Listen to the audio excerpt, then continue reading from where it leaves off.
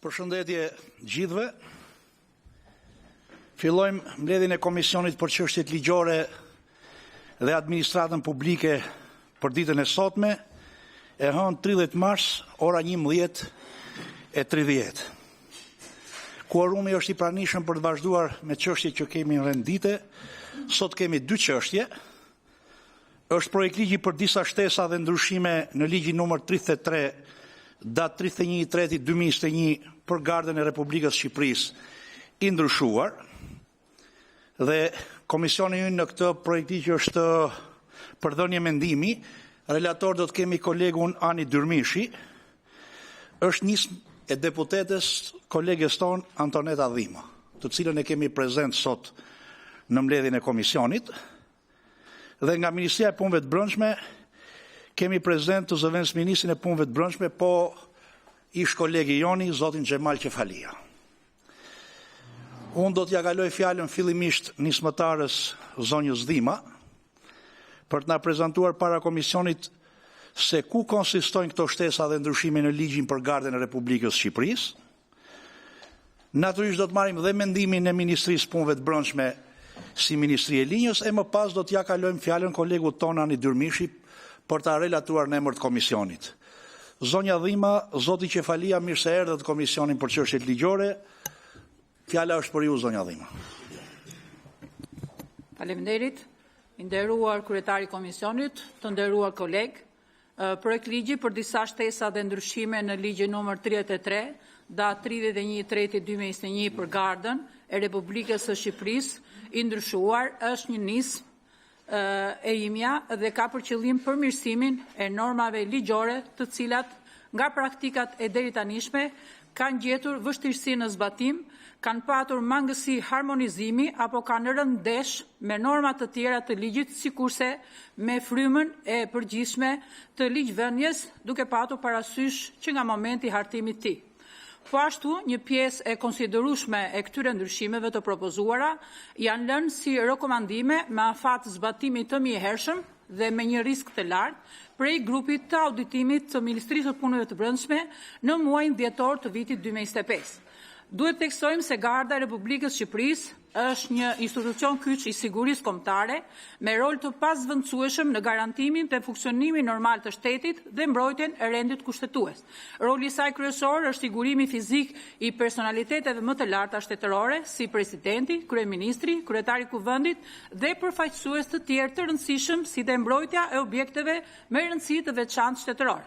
Përmes këtij misioni, Garda kontribon drejt për drejti në stabilitetin institucional dhe në vazhdimsinë e jetës demokratike në vend. Rëndësia e Gardës qëndron jo vetëm në aspektin e sigurisë fizike, por edhe në parandalimin e rreziqeve që mund të cënojnë integritetin e institucioneve, njëkohësisht dhe imazhin e shtetit. Ajo operon mbi parime të ligjshmërisë, profesionalizmit, panshmërisë politike dhe respektimit të drejtave të njeriut, duke garantuar një balancë të domosdoshme me sigurisë dhe lirive themelore. Në situatën e zakonshme apo emergjente, përfshirë fatkeqësitë natyrore apo kërcënimet e sigurisë, Garda mbetet një strukturë e gatshme dhe e specializuar që bashkëpunon ngushtë me policinë e shtetit dhe njëkohësisht me institucione të tjera ligjzbatuese. Në thelb, Garda e Republikës Shqipërisë është një garanci e fortë për sigurimin e lidershipit shtetëror dhe një shtyllë e rëndësishme për funksionimin e shtetit të së drejtës të Shqipërisë. Nëpërmjet ndryshimeve të propozuara në këtë projekt ligj synohet rregullim e disa procedurave standarde të cilat lidhen së pari me implementimin e rekomandimeve të grupit auditues të Ministrisë së Punëve të Brendshme lidhur me procesin e konkurimit për gradën nënkomisar dhe fitimin e kësaj grade nga punonësit e nivelit bazë. Procedura e konkurimit nuk është parashikuar në asnjë dispozitë të ligjit apo në vendime të Këshillit Ministrave, konkretisht në vendimin numër 777 datë 15/12/2021 për miratimin e rregullore së Gardës së Republikës Shqipërisë. Nëpërmjet këtyre ndryshimeve synohet të arrihet plotësimi i këtij vakumi ligjor. Së dyti, rikonceptimi i dispozitës që lidhet me kriteret që duhet të plotësojnë kandidati për funksionimin e drejtorit të përgjithshëm të Gardës. Në dispozitën aktuale, e cila është ndryshuar në vitin 2024, janë vendosur kritere të posaçme duke cënuar parimin e sigurisë juridike publike për punonësit aktual të cilët preken dhe penalizohen nga ndryshimi i ligjit i cili është në fuqi. Nëpërmjet këtij projektligji synohet të rregullohet ky parashikim, të respektohet e drejta e barabartë e të gjithë punonësve të gardës për funksionin e drejtorit të përgjithshëm, sikurse respektohet hierarkia e gradës, e cila në vetvete përcakton edhe funksionin. Së treti, krijimi i mundësisë për të pranuar në proces konkurrimi në Gardën e Republikës edhe punonjës nga struktura të tjera të sigurisë siç janë Policia e Shtetit, Forcat e Armatosura, Policia e Burgjeve, Shish dhe institucione të tjera të sigurisë kombëtare. Së katërti, qartësimin e dispozitës mbi ndërprerjen e marrëdhënieve të punës në gardë dhe rastet kur lejohet rikthimi i tyre. Së pesti, shtimin e afatit të qëndrimit në gradë për të konkuruar për përfitimin e gradës pasardhëse. Ky është një rregullim ligjor i domosdoshëm, i cili jep mundësinë punonjësve që konkurrojnë për gradën pasardhëse të jenë më të kualifikuar profesionalisht kur të aspirojnë në ngritjen në funksione më të larta menaxheriale. Dhe së gjashti, qartësimin e koncepteve të dhënies së gradës dhe përfitimin e gradës në institucionin e Gardës së Republikës. Duhet theksuar fakti se projektligji i propozuar sjell përmirësime pozitive në harmonizimin e normave ligjore me njëra tjetrën, krijon qartësi në implementimin dhe kuptimin e tyre, shmang keq interpretimet dhe po ashtu shton rregullimet procedurale të cilat nuk janë përmendur deri tani në ligjin aktual dhe mungojnë po ashtu dhe në aktet ligjore të cilat kanë dalë dhe janë në fuqi.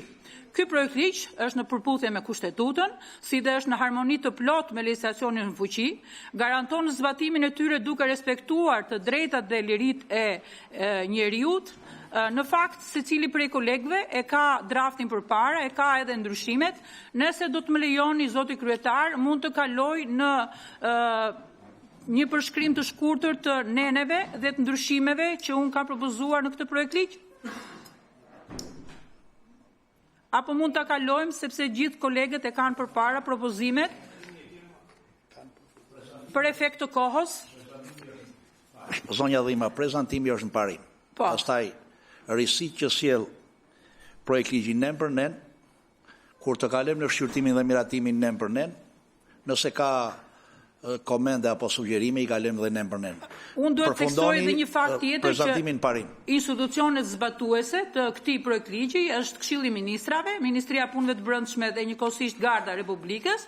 Ajo që është dhe kryesorja që ky projektligj nuk ka efekte financiare. Dhe duke u nisur nga argumentat, duke nisur edhe nga komentet e dhëna, por patjetër edhe nga diskutimet dhe opinionit që do t'japin përfaqësuesit e Ministrisë Punëve të Brendshme në lidhje me këtë projektligj, unë do t'i ftoja të gjithë kolegët deputet që ne ta miratojmë këtë nismë dhe t'i hapim rrugës zbatimit të saj në vazhdimsi. Faleminderit. Po faleminderit zonja Dhima, Ministria e Brendshme qëndrimin e vet në lidhje me këtë nisëm, fjala për zotin Qefalia. Faleminderit zoti kryetar, të nderuar deputet. Ministria e Brendshme shpreh dakordsinë me propozuesës, me deputeten Dhima. Faktikisht edhe pse projektligji po ndërhyhet në një kohë relativisht të shpejtë në afat kohor, pasi nuk është se ka shumë vite që është miratuar ligji bazë, ne jemi plotësisht dakord pasi aty përcaktohen disa element kryesor të cilët vendosin kuadrin ligjor dhe harmonizojnë me gjitha ligjet tjera mënyrën se si duhet funksionojë Garda e Republikës. Kështu që pa humbur kohën tuaj të çmuar, ne si Ministria e Brendshme shprehim dakordsinë për ta kaluar këtë projektligj. Faleminderit. Zoti Dyrmishi në emër të komisionit. Faleminderit, nderuar kryetar, nderuar kolegë, nderuar përfaqësues Ministrisë të Brendshme. Komisioni për çështje ligjore dhe administratën publike shqyrton këtë projektligj në cilësinë e komisionit për dhënie mendimi. Qëllimi i këtij projektligji është përmirësimi i kuadrit ligjor që rregullon funksionimin e Gardës së Republikës nëpërmjet qartësimit të dispozitave që kanë krijuar vështirësi në zbatim dhe harmonizim të tyre në praktikë aktuale institucionale.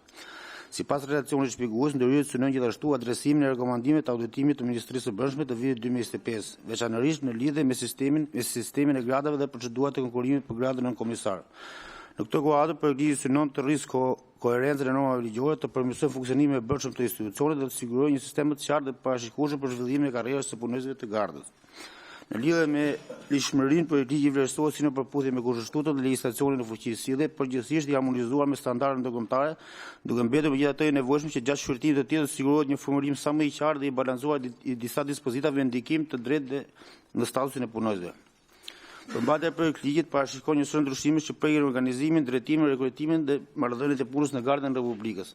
Në aspektin organizativ bëhen ndërhyrje për të reflektuar më saktë strukturën e institucionit, duke përfshirë konceptin e njësisë në dispozitat përkatëse. Në lidhje me drejtimin e institucionit riformulohen kriteret për përzgjedhjen e drejtorit përgjithshëm, duke kufizuar burimin e kandidatëve të punonjësit të Gardës që mbajnë grada të larta drejtuese dhe duke rishikuar disa kritere ekzistuese me synim për shmangur paqartësitë dhe për të forcuar sigurinë juridike. Po ashtu rregullohet statusi i zëvendës drejtorit përgjithshëm, duke saktuar mënyrën e emërimit, gradën që mban gjatë ushtrimit të funksionit dhe trajtimin e saj pas përfundimit të detyrës. Një rëndësi tjetër e rëndësishme është hapja e mundësisë për pranimin në Gardë të punonjësve nga strukturat e tjera të sigurisë, duke njohur vjetërsinë në shërbim dhe duke deleguar në Këshillin e Ministrave përcaktimin e procedurave për ekuivalentimin e gradave. Në fund e zhvillimit të karrierës për ligjin ndërhyrë në sistemin e gradave, duke rritur afat të qëndrimit të disa prej tyre dhe duke qartësuar procedurat për avancim. Në mënyrë të veçantë parashikohet shpërblimisht e drejta e punonjësve të nivelit bazë me arsim të lartë të konkurrojnë për gradën nën komisar duke adresuar një vështirësi në ligjin aktual. Përsa i përket vlerësimit të shkallës për parafrimet me akus komunitar, ky projektligj nuk ka synim për parafrimin e akusit në Bashkimin Evropian. Përsa i përket projektligji nuk parashikon efekte financiare shtesë për buxhetin e shtetit, megjithatë duke pasur parasysh natyrën disa ndryshime të propozuara, veçanërisht ato që lidhen me procedurat e rekrutimit, konkurrimit dhe trajnimit, si dhe ekuivalentimin e gradave për punonjësit që vinë nga strukturat e tjera të sigurisë, mund të lindin kosto administrative të kufizuara, të cilat pritet të përballohen brenda burimeve ekzistuese. Si Komision për dhënien mendimi kemi disa sugjerime. Disa dispozita kërkojnë vëmendje në aspektin e qartësisë dhe proporcionalitetit në mënyrë që shmangen interpretimet e gjërave praktik. Konkretisht, kudo në tekstin e projektit për efekte teknikës legjislative, fjala paragraf duhet zëvendësohet me pika. Në nenin 4 të projektligjit të shtohet një pikë e re pas pikës 5, në mënyrë që të vendoset një standard minimal në ligj, të kufizohet diskrecion dhe të parashikohen parimet bazë me të cilat duhet të vendoset ekuivalentimi me këtë përmbajtje. Ekuivalentimi i gradave bazohet në parimet e përgjithshme. Nëse ke sugjerime për nen kur vim ke neni për katës, për gjitha këto arsye që tham sa më lart, të lutem ti bësh sugjerimet. I sugjeroj Komisionit miratimin e këtij projektligji. Faleminderit. Po faleminderit zoti Dyrmishi. Kolegët e kanë fjalën për pyetje dhe diskutime.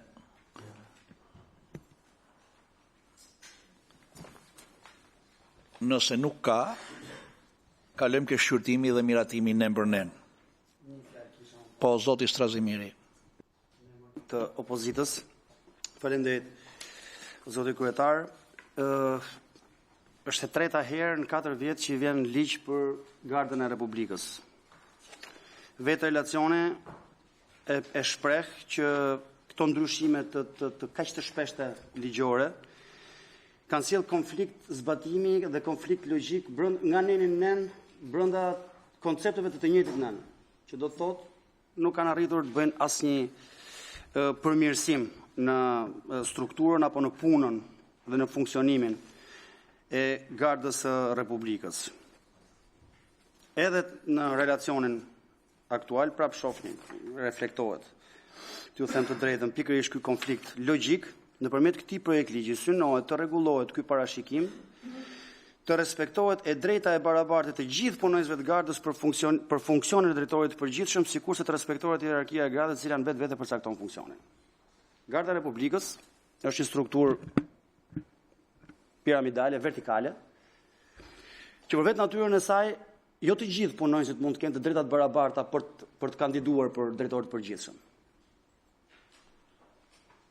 Është një strukturë e cila në natyrën e saj të punës ka dinamikën e përditshme, se cili prej punonjësve të këtyre strukturave, siç është Garda e Republikës, siç është çdo repart i forcave të armatosura, policia e shtetit apo shërbimi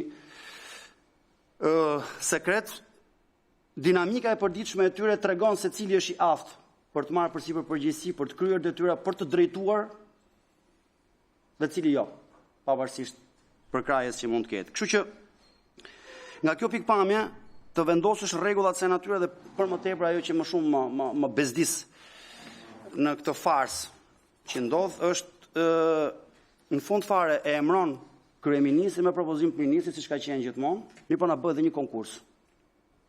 3 oficerët atje tregojnë platformën si do ta drejtojnë Gardën e Republikës apo Policinë e Shtetit, po ndodh tash ajo. 14-15 oficerë policie që tregojnë platformën e vet se si do të tashu dhe ato platformat e këtyre tash i merri lexon ministri ja paraqet kryeministri be firman. Në të gjithë botën funksionon ndryshe. Ka një kryeministër, ka një ministër që janë funksione politike që kanë për detyrë, kanë të drejtën dhe detyrimin të vendosin sipas vlerësimit të tyre cili është më i aftë për ta kryer detyrën në struktura të tilla, në mbartsinë e tyre, siç janë veçanërisht struktura jashtëzakonisht sensitive, si policia e shtetit apo shërbimi sekret apo ku diun, forcat e amatosura apo Garda e Republikës. Tash kjo farsa që bëhet, jo bëjmë konkurse ku diun se çfarë njëra tjetrën. Domethënë është e vetmja arsye që i gjej është që të bëjmë ca deformime që në fund fare thot ministri jo s'kisha ashtu se kështu ma nxori konkursi. Ka një komision vlerësimi, që i nxori gjithë policët po themi. Apo gardistët që kanë hyrë në konkurs, apo në fund fare pastaj del njëri që në fakt është i paralajmëruar në media muaj përpara, edhe për drejtor përgjithshëm policie, edhe për komandant garde, është disa ta herë që ndodh, thotë me filani do jetë. Y futen të gjithë atje, del pikërisht ai që thot media, indiskrecionet. Kështu që për mendimin tim nuk e zgjidhim dot këtë punë duke bërë një ligj tjetër në 2026 për ta komplikuar dhe më shumë ato 2024 që nuk ka zgjidhur gjë nga ai 2021. Duke bërë ndryshime ligjore të kësaj natyre, duke shpikur procedura gjasme konkurrimi, e ku diun se çfarë, vetëm se fshehim qëllimin e vërtet tek gjëja. Politika kërkon të bëjë diçka që nuk është e drejtë, po në fund fare do të thotë vallës diçka të themun ja ku e keni me kështu e nxori konkursi, kështu doli pika barazhi, unë firmosa një nga ata tre. Kjo nuk është përgjegjësi, kjo nuk është logjik shtet drejtuese.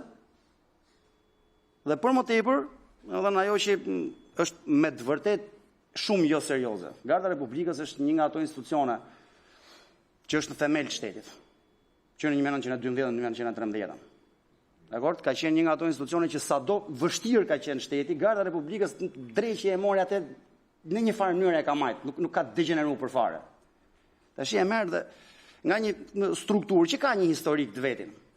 Po themi, ja e morton ligj mas ligj gradat e kthen në një strukturë policore. Nuk është strukturë policore, Garda e Republikës.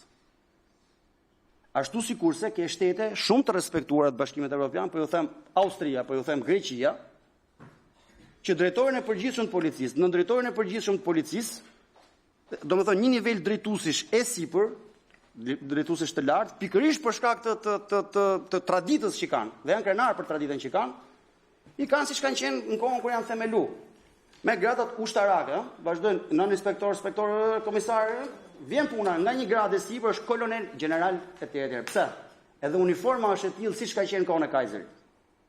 E keni Greqinë, e keni dhe Austrinë. Pse? Se ruajnë dhe traditën. Tash këtu vin një dorë specialistësh të pamekas, njëri është nga Los Angeles, tjetri është nga Malmoa, tjetri është nga fut secili nga një element vetëm, po as t'ja bëjmë çefi se janë të huaj do të na shkruajnë raport që jemi mirë.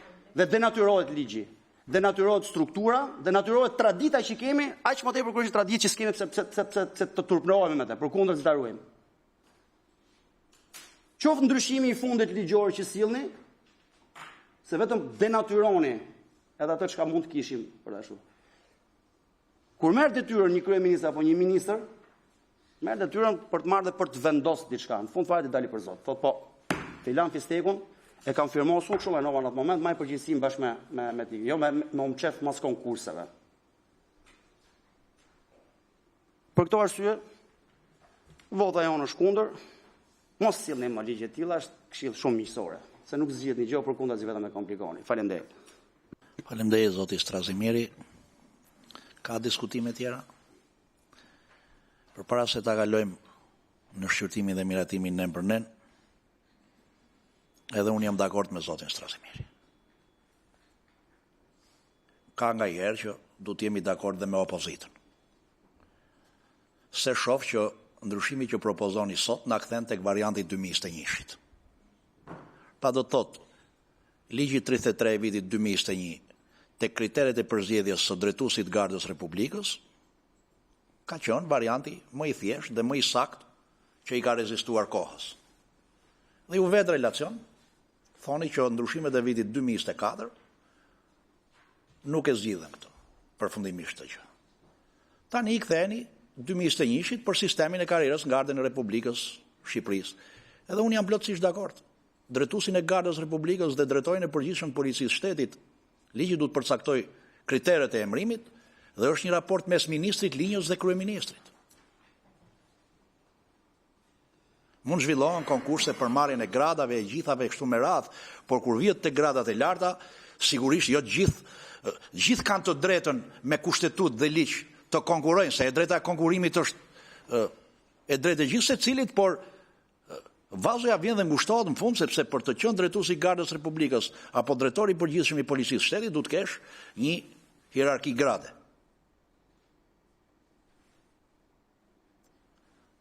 Dhe qëllimi dhe tendenca do të jetë kemi ligje të thjeshta, me gjuhë saktë juridike dhe jo me kritere që mbi vendosin njëra tjetrën.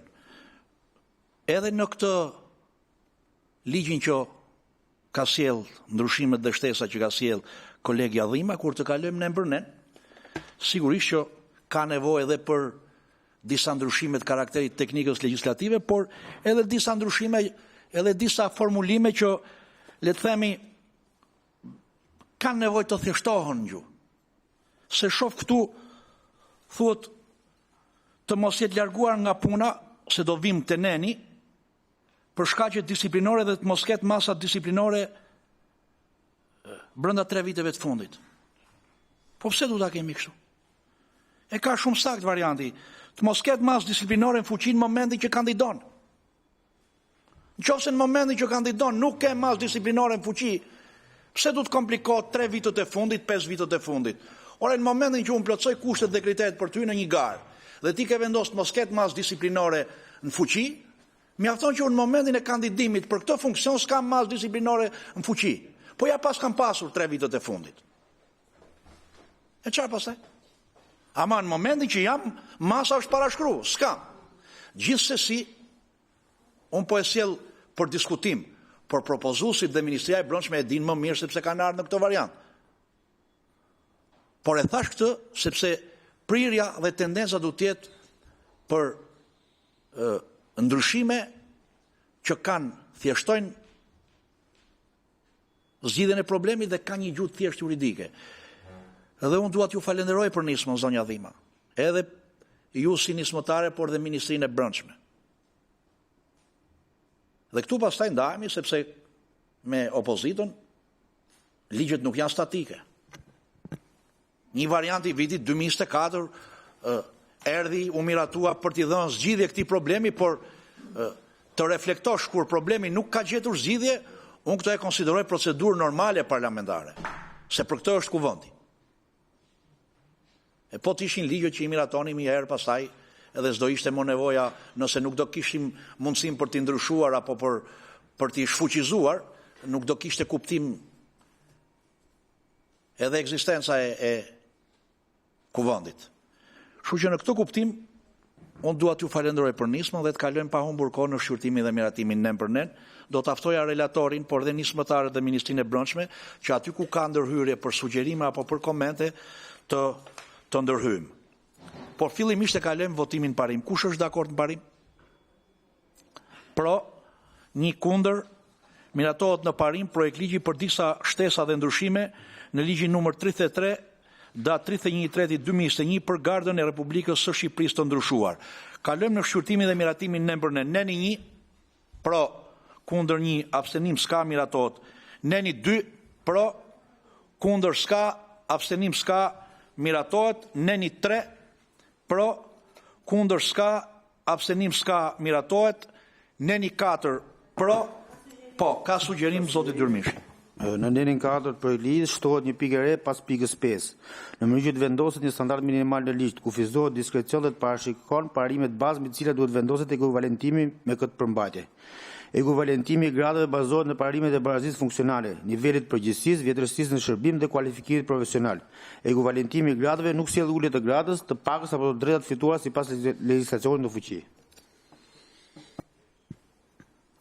Është konsultuar me nismëtarët?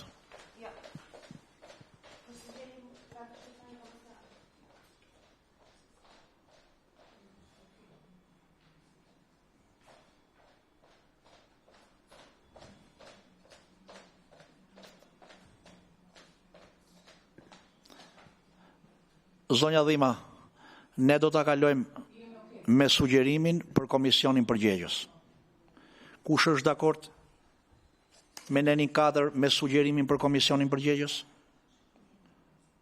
Pro, kundër 1, abstenim s'ka, mirato dhe do t'ju lutesha, zoti Dyrmishi,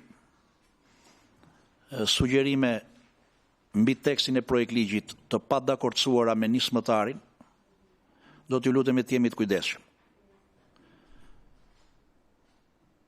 Prandaj, çdo sugjerim që bëhet nga ky komision, do të jetë në formën e sugjerimit për komisionin përgjegjës, sepse një ndryshim apo një ndërhyrje e pakujdesshme deformon strukturën e projekt ligjit.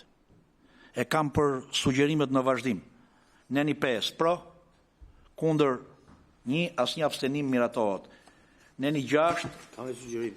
po, Në netin 6 projekt ligjit, në mënyrë që të garantohet rritja e statusit në rast të transferimit të përkohshme, në pikën 3 duhet shtohet tok fjalësi me këtë përmbajtje dhe garantohet e drejta e karrierës. Okej, kush është dakord me nenin 6 me sugjerimin? Pro, kundër 1, asnjë abstenim, miratohet. Neni 7, pro, kundër 1, asnjë abstenim, miratohet. Neni 8, pro, kundër 1, asnjë abstenim, miratohet. Neni 9, pro, kundër 1, asnjë abstenim, miratohet. Neni 10, pro, kundër 1, asnjë abstenim, miratohet. Neni 11, pro, kundër 1, asnjë abstenim, miratohet. Neni 12, pro, kundër 1, asnjë abstenim, miratohet. Neni 13, pro, kundër 1, asnjë abstenim, miratohet. Neni 14, pro, kundër 1, asnjë abstenim, miratohet. Neni 15, pro, kundër 1, asnjë abstenim, miratohet. Neni 16, pro, kundër 1, asnjë abstenim, miratohet. Kalojmë në shqyrtimin dhe miratimin në tërësi të projekt ligjit. Kush është dakord të tërësi me projekt ligjin? Pro, kundër 1, asnjë abstenim, miratohet projekt ligji për disa shtesa dhe ndryshime në ligjin numër 33, datë 31/3/2021 për Gardën e Republikës Shqipërisë të ndryshuar.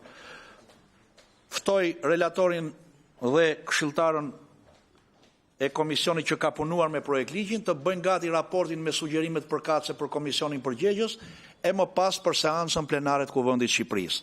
Me votimin në tërësi, falenderoj nismëtarën kolegën ton Antoneta Dhima, Ministrinë e Brendshme e Zëvendës Ministrin zotin Qefalia për prezencën sot në komision. Shumë faleminderit dhe ditë mbar. Ndërkohë që ne vazhdojmë me pikën e 2 të rendit ditës, që është shqyrtimi i projekt ligjit për disa shtesa dhe ndryshime në ligjin numër 34 të vitit 2019, datë 17/6/2019, por administrimin e pasurive të sekuestruara dhe të konfiskuara të ndryshuar. Komisioni ynë është komision për dhënie mendimi, relator do tjetë kolegu Olsi Komici, edhe ky projekt ligj, këto ndryshime janë nismë deputeti, por këtë radhë janë të kolegu ton të opozitës, zotit Klevis Balliu, që është deputet nismëtar i këtyre ndryshimeve. Nga Ministria e Punëve të Brendshme kemi përfaqësues zotin Xhemal Qefalia, zëvendës ministri i Punëve të Brendshme, dhe zonjën Risena Xhaja, drejtore krye administratore e Agjencisë së Administrimit të Pasurive të sekuestruara dhe të konfiskuara. Zoti Balliu, zoti Qefalia, zonja Xhaja dhe përfaqësuesit e tjerë, mirë se erdhët në Komisionin e Ligjeve. Unë do t'ja kaloj fjalën zotit Balliu për të bërë një prezantim se ku konsistojnë ndryshimet që ai propozon në këtë ligj, mendimin e Ministrisë Brendshme dhe të Agjencisë përkatëse, e më pas relatori zoti Komici.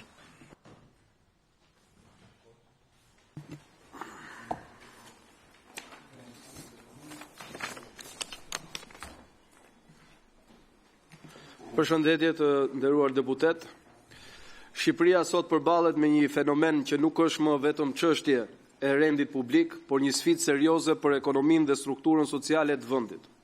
Zgjerimin e paprecedent të krimit organizuar dhe të karteleve të drogës. Siç pam edhe nga lajmet e fundit, ku shefi i krimeve të Vlorës që trafikoi 400 kg kokainë nga Amerika Latine në Europë, ky i përgjuar nga Sky ECC që sollën partnerët tanë belg. Por edhe sipas njësër raportesh ndërkombëtare, këto struktura kriminale kanë akumuluar pasuri kolosale, Mjafton të përmendet fakti se vetëm një prej këtyre karteleve, ai i çopjave, rezulton të ketë pasuri që arrin deri në rreth 8 miliardë euro, një shifër që i afrohet buxhetit të përgjithshëm të shtetit shqiptar. Këto kapitale nuk mbeten jashtë ekonomisë, përkundrazi, ato injektohen në sektor të caktuar të saj, veçanërisht në sektorin e ndërtimit, i cili është identifikuar nga Departamenti Amerikan i Shtetit dhe antimafia italiane si një nga kanalet kryesore të pastrimit parave. Pasojat e kësaj ekonomie të deformuar janë të prekshme për çdo qytetar. Rritja artificiale e çmimeve të apartamenteve ka krijuar një realitet të ri social ku sigurimi i një banese është bërë gjithnjë më i paarritshëm për familjet shqiptare. Në këtë kontekst, zhvillimet e fundit që lidhen me zbardhjen e komunikimeve të platformës Sky ECC kanë bërë të mundur identifikimin e pasurive të konsiderueshme të krimit organizuar, një pjesë e cilës tashmë janë konfiskuar nga shteti. Kjo ngre një pyetje themelore të politikave publike, si duhet të përdoren këto pasuri në mënyrë që të prodhojnë drejtësi sociale dhe interes publik. Projektligji që propozohet synon pikërisht këtë, që pasuritë e konfiskuara nga krimi të mos mbeten thjesht asete të administruara në mënyrë formale, por të transformohen në instrumente konkrete mbështetje për kategori të caktuara të shoqërisë. Së pari, projektligji parashikon përdorimin e tyre në programet e strehimit për punonjësit e strukturave të rendit dhe sigurisë publike, në veçanti për familjet e efektive që kanë rënë në detyrë. Janë pikërisht këta njerëz që kanë mbajtur barrën më të rëndë të përballjes me krimin organizuar dhe është detyrë morale e shtetit që familjet e tyre të mos mbeten në vështirësi ekonomike.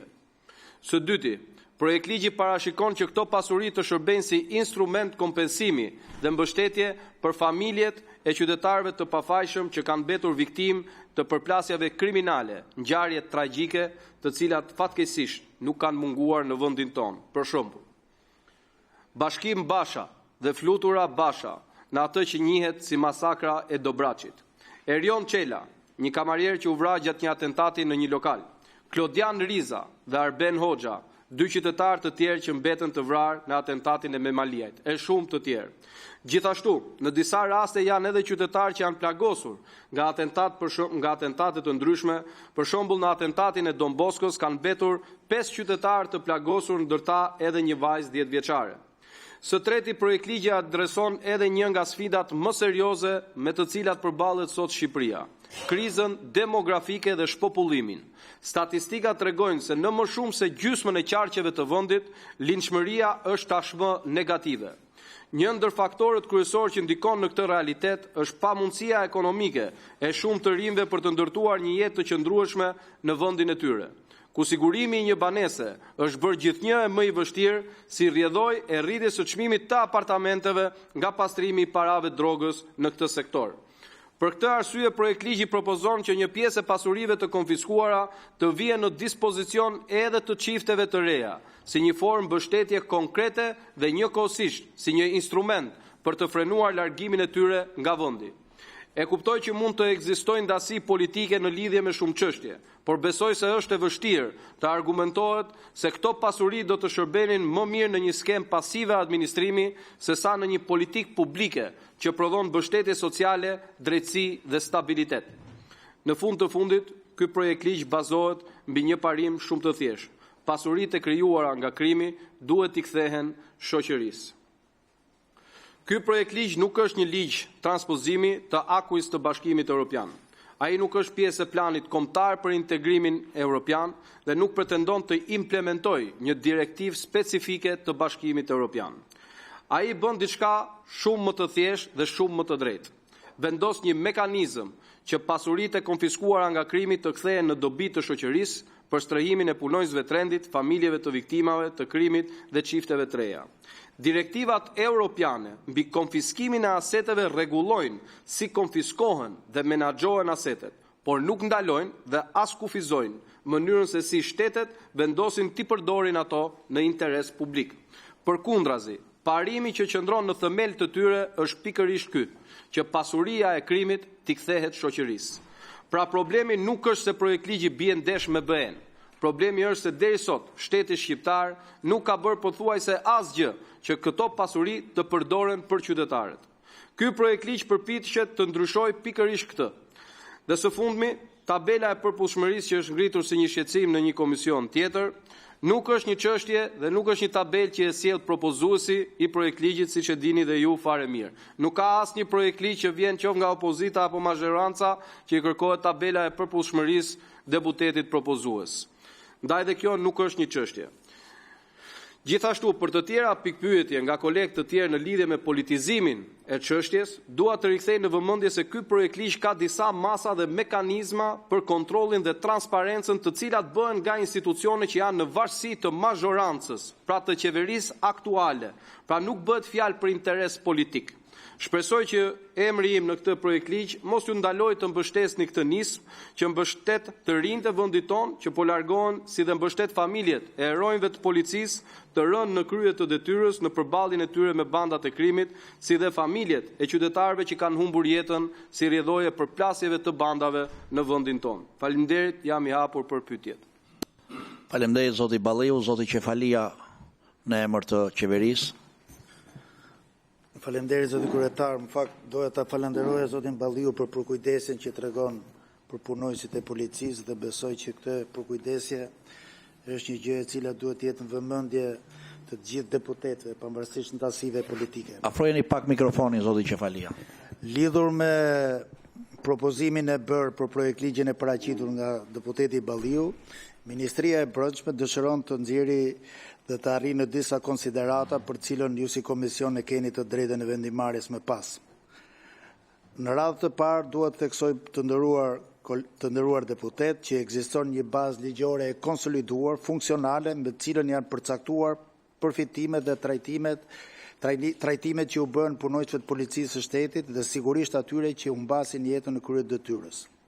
Së dyti, për sa i përket çështjes së strehimit punonjësve të policisë, bazuar në ligjin 22 të vitit 2018 për strehimin social, zbatohen programe të ndryshme strehimi nga të cilët punonjësit e policisë përfitojnë vazhdimisht. Vetëm për vitin 2025, të nderuar koleg, të nderuar deputet, jo koleg, se tashmë jemi në pozicion së vendministrit, janë përfituar 100 kota strehimi për punonjësit e policisë.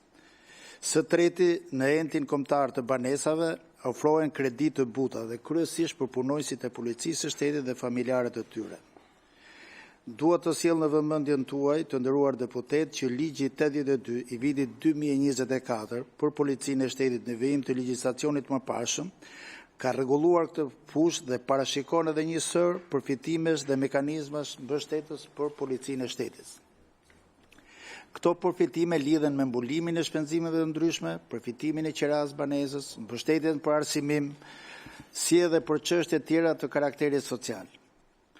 Lidhur me ndryshimet e propozuar për ligjin 34/2019, që është dhe më themelorja, dua të sjell në vëmendjen tuaj që Ministria e Brendshme ka ndërmarrë tashmë një iniciativë ligjore për ndryshimin e këtij ligji, e cila synon të krijojë një mundësi më reale dhe më afër në shërbim të kryesisht punonjësve të policisë, si edhe për të pasur një harmonizim dhe me institucionet përkatëse.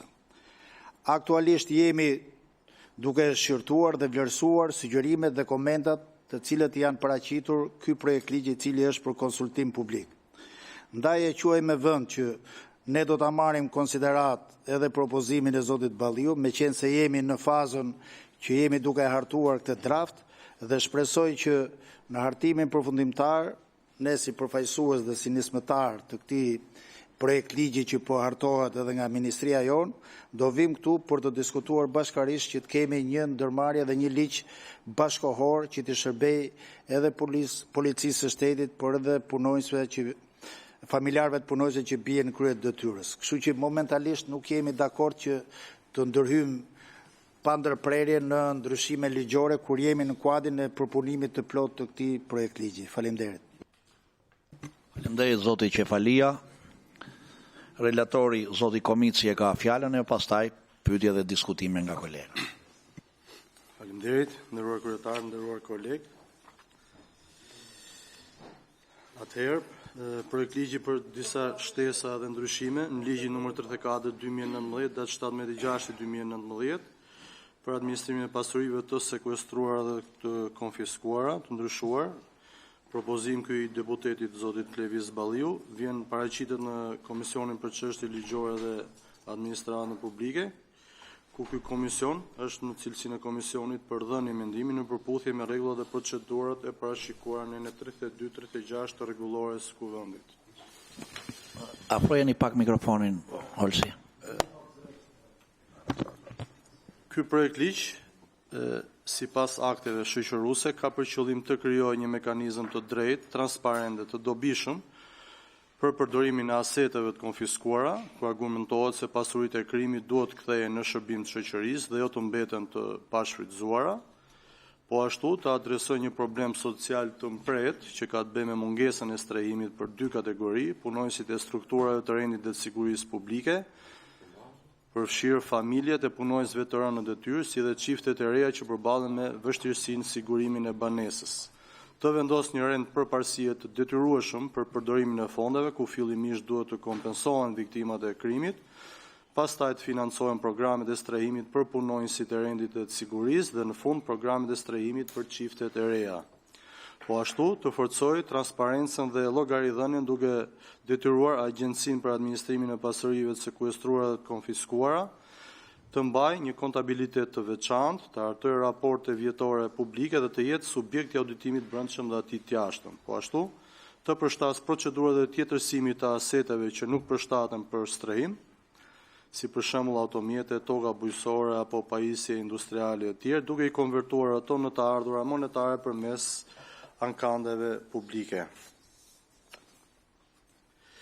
Në përputhje me praktika ndërkombëtare, orientimi i përdorimit social të aseteve të konfiskuara është që të adresojë fillimisht nevojat e viktimave të krimit dhe prioritetet sociale të komunitetit të gjerës. Studime dhe rekomandimet e ekspertëve ndërkombëtar nënvizojnë që përdorimi social i pasurive të konfiskuara duhet të shihet si një instrument për rishpërndarje të burimeve në funksion të interesit publik të përgjithshëm.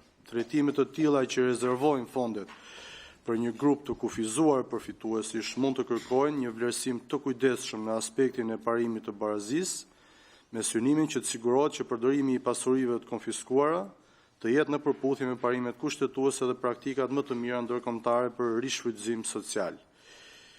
Ligji ekzistues 34/2019 i ndryshuar në nenet 7 dhe 8 i përcakton burimet e financimit të Agjencisë për Administrimin e Pasurive të sekuestruara dhe të konfiskuara, të cilat përfshin buxhetin e shtetit, po ashtu edhe të ardhurat nga aktiviteti i administrimit të pasurive, si dhe të ardhurat që rrjedhin nga tjetërsimi i pasurive të konfiskuara. Në mënyrë të veçantë, pika 4 në nenit 7 parashikon që këto të ardhurat të kanalizohen në 3 destinacione: në buxhetin e shtetit, në fondin e posaçëm për parandalimin e kriminalitetit dhe po ashtu në llogarinë e agjencisë. Projektligji i propozuar përcakton paraprakisht një kategori të veçantë të përfituesve për qëllime strehimi.